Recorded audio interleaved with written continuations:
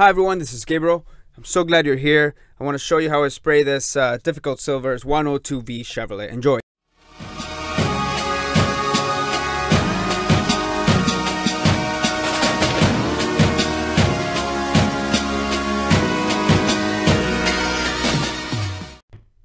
So we have this primer spot there and the one there on the left.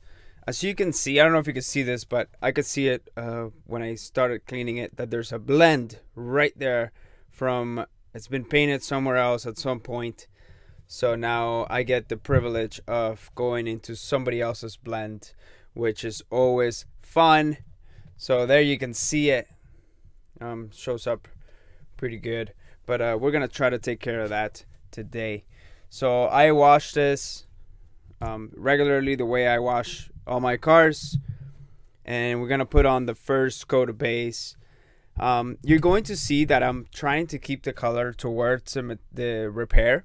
I'm always trying to do that, just keep the color towards the repair to make sure that I don't have a lot of overspray on the outside of my repair, because then you get into sand piling and that stuff, and that's always a pain in the butt. After my first coat is dry, so I put my first coat, I put it on light. You can see right through it still. You can see the primer behind it, and that's okay. I'm using a Tecna base coat gun, which is right now my favorite gun for base. It works really, really well. So as you can see now, I'm putting a little bit more on, and I want to get rid of that blend that was there before. I want to try to fix that. And I'm putting it on medium wet coat. I'm trying to go for coverage, but as you can see, I don't know if you can tell, but I'm spraying towards the fender at all times, right? So I'm like aiming the gun towards the repair. I'm slanting it a little bit towards the repair.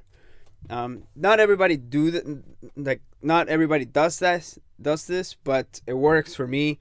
That's the way that I do it. That's the way that I like to do it. I always like to keep the repair to the repair. I blend it into the repair, so I can stay away from where I don't want any color. Because if you think about it, if you throw a balloon full of water, you throw it straight, it's gonna splatter evenly all around the panel if you were to throw it onto that door, right? But if you throw the balloon aiming towards the fender, right? So from where I'm standing now, if you throw the balloon towards the door but towards the fender, then the water, it's going to go towards the fender and not towards the back door, where we don't want any color. So think about it that way. When you're spraying and you want to stay away, you want your color to stay away from a particular panel, you have to spray in the direction that you want the base coat to go. Because if you spray it straight on, then you're gonna get a lot of overspray on where you don't want to. So there I'm putting my third coat on. This color is very difficult to lay down. It's very difficult to get the blend to look perfect. So I'm putting a double drop coat on it because I want to make sure that I get rid of that. So as you can tell there, I'm far away, and I have the pressure set at about 15, which is why I really like this gun, because you know, less pressure means less air turbulence around the job, so that means cleaner jobs.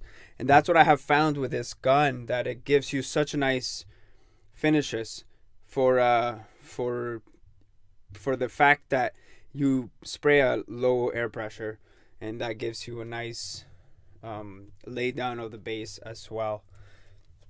So I'm drying it up there with my handy blower, and I want to make sure that it's dry. I'm going to check it. Once it dries, you're going to see it looks pretty good. I mean, the blend looks really good to me.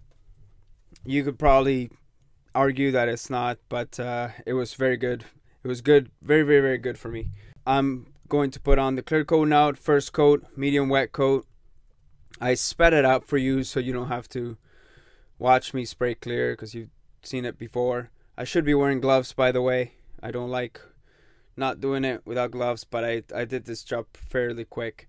So there's my first coat of clear, and as you can tell, the blend's you know, basically gone. I gave this a 10-minute flash before I cleared it. So sorry, I put on the first coat and then the second coat, but 10-minute flash in between, and that's gonna allow the clear to not die back, because when you over apply your material too fast, too much, that's how you run into solvent pop, that's how you run into dieback, that's when you run into problems. I encourage you to, you know, I know you want to get the job done, but get your clear to flash off 10 minutes. I'm using EC 530 PPG clear, and it's a really good clear.